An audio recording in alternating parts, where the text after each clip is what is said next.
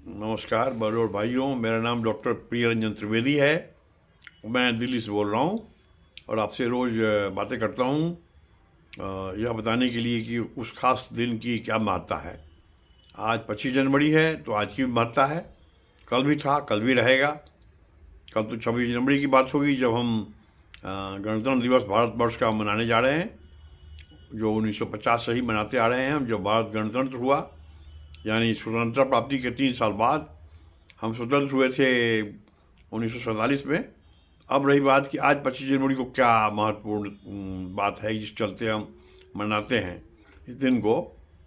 तो इस पर 3 बताऊंगा। एक तो अंतर्राष्ट्रीय है। आज अंतर्राष्ट्रीय फ्लोराइड दिवस है। फ्लोराइड की मात्रा पानी में कितनी होनी चाहिए, इसका माप सबसे पहले 125 साल पहले किया गया था। उसके पहले लोगों को कोई स्मरण नहीं था कि फ्लोराइड होता क्या है। होता भी है तो पानी में होता है कि नहीं।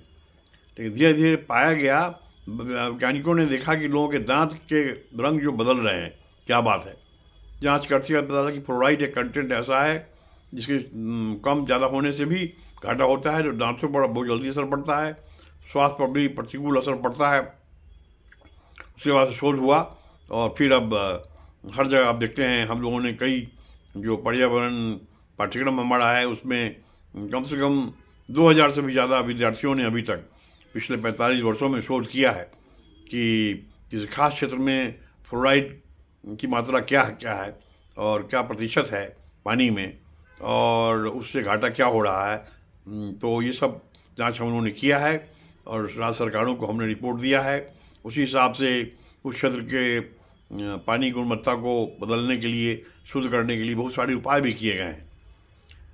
जो दूसरा महत्वपूर्ण दिवस है वो राष्ट्रीय पर्यटन दिवस है। भारतवर्ष और कई देशों में ये पर्यटन दिवस मनाया जा रहा है। वैसे विश्व पर्यटन दिवस भी 27 सितंबर को होता है, वो ग्लोबल होता है। ये राष्ट्रीय है, देश पर निर्भर करता है कहाँ मनाते हैं। बड़ा महत्वपूर्ण दिन है क्योंकि पर्यटन की बड़ी महत्ता है, इसके हज़ारों फ़ायदे हैं।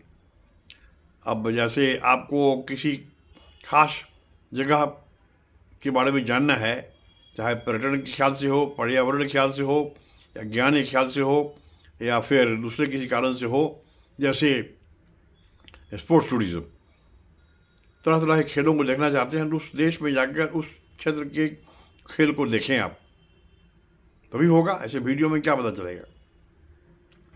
एडवेंचर टूरिज्म, आप कहीं जा रहे हैं, पहाड़ों पर चढ़ रहे हैं, एडवेंचर टूरिज़्म। रिलीजियस टूरिज़्म, आप चाहते हैं कि हर एक देश में जितने तरह के लोग हैं, धर्मस्थल हैं, वहाँ पर क्या बातें होती हैं, कैसे लोगों का मन शांत होता है, जा कर के आप देखें उसको।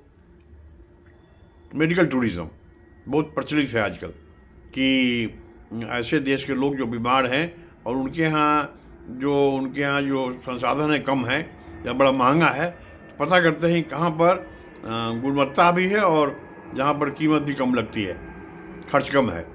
तो भारत एक ऐसा देश है जहाँ पर कि मेडिकल टूरिज़्म बड़ा तेज़ी से बढ़ रहा है।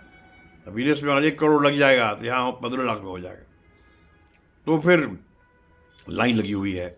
जितने बड़े बड़े हॉस्पिटल हैं उनके यहाँ काफ़ी पेशेंट आते हैं और उनका जो बजट है वह भी इसी पर निर्भर करता है कि कितने विदेशी पेशेंट्स को, रोगियों को लाते हैं।